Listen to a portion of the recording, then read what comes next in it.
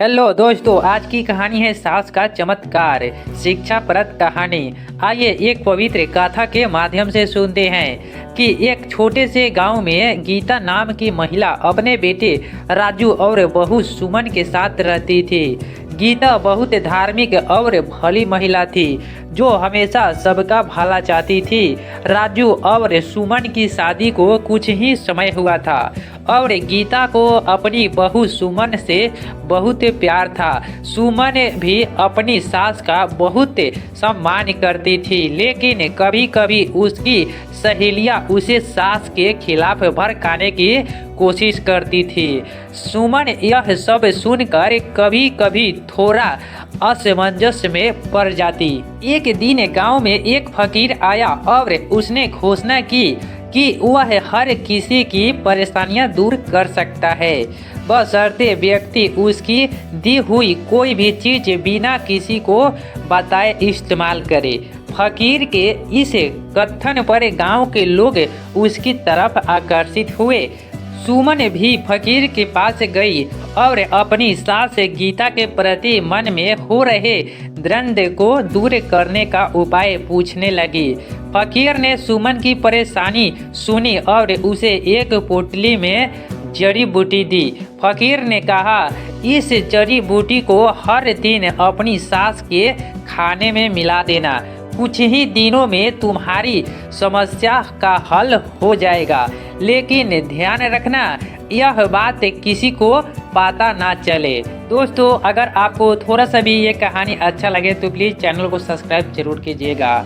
आइए आगे बढ़ते हैं। सुमन ने वैसे ही किया। हर दिन वह जड़ी बूटी को अपनी सास के खाने में मिला देती रही, लेकिन जैसे जैसे दिन बीतते गए सुमन को महसूस होने लगा कि उसकी सास गीता तो वास्तव में बहुत भली और दयालु महिला है।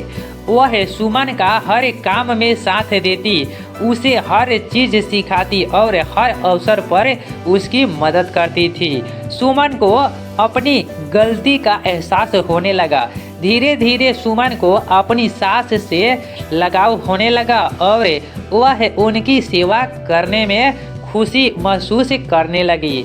सुमन अब पछताने लगी कि उसने फकीर के कहने पर क्यों अपनी सास के खाने में जड़ी बूटी मिलाई। एक दिन वह फकीर के पास गई और उससे बोली, मुझे अपनी गलती का एहसास हो गया है। मेरी सास तो बहुत भली और नेक इंसान है। कृपया मुझे उस जड़ी बूटी का अवसर खत्म करने का उपाय बताए।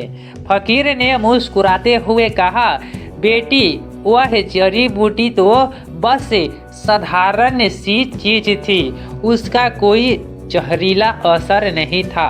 मैंने तुम्हें सिर्फ यह देखने के लिए वह पोटली दी थी कि इंसान का नजरिया और उसकी सोच ही उसे रिश्तों से दूर या पास रखती है।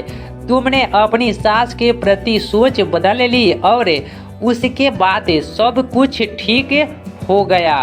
सुमन यह सुनकर हैरान रह गई और उसकी आंखों में आंसू आ गए। उसने फकीर का धन्यवाद किया और जल्दी से घर लौट आई। अब सुमन ने ठान लिया कि वह अपनी सास की हमेशा सेवा करेगी और उनके प्रति मन में कभी भी कोई द्वेष नहीं रखेगी। उस दिन के बाद ने सुमन और गीता का रिश्ता और भी मजबूत हो गया। सुमन ने अपनी सास को अपनी माँ की तरह माना और गीता ने भी उसे बेटी की तरह अपनाया। दोनों के बीच का प्रेम गांव में मिसाल बन गया। गांव के लोग उनकी आपसी समझ और प्यार की तारीफ करते न थकते। दोस्तों, बता दें कि आपको लाइक करने के लिए पैसा नहीं लगता है, तो प्लीज़ लाइक जरूर कीजिएगा। गीता भी समझ चुकी थी कि सुमन की सोच में बदलाव आया है और वह अब सचमुच अपने दिल से उसे सम्मान और प्यार दे रही है। गीता ने भगवान का धन्यवाद किया कि उसने उनकी बहू को सही राह दिखाई। इस प्रकार सुमन ने सास के प्रति अपने मन के दृश्य को त्याग कर यह समझा कि सास बहू का रिश्ता भी सच्चे प्रेम और समझदारी से निभाया जा सकता है। रिश्तों में यदि प्रेम और सम्मान हो तो सारे मतभेद अपने आप खत्म हो जाते हैं।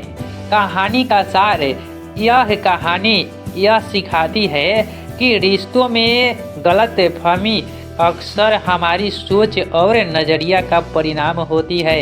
अगर हम अपनी सोच को सकारात्मक बनाए और बिना किसी पूर्वाग्रह के रिश्तों को अपनाए तो जीवन में सच्ची खुशी और शांति पा सकते हैं। दोस्तों, अगर आपको ये कहानी थोड़ा सा भी अच्छा लगा हो तो प्लीज़ चैनल को लाइक शेयर कमेंट करना ना भूलें। और अगर आपको कहानी कैसा पसंद है, कहानी कैसा चाहिए, वो कमेंट कीजिएगा। हम नेक्स्ट वीडियो में आपका कहानी लाने का प्रयास करूँगा। तब तक मिलते हैं नेक्स्ट वीडियो में, तब तक के लिए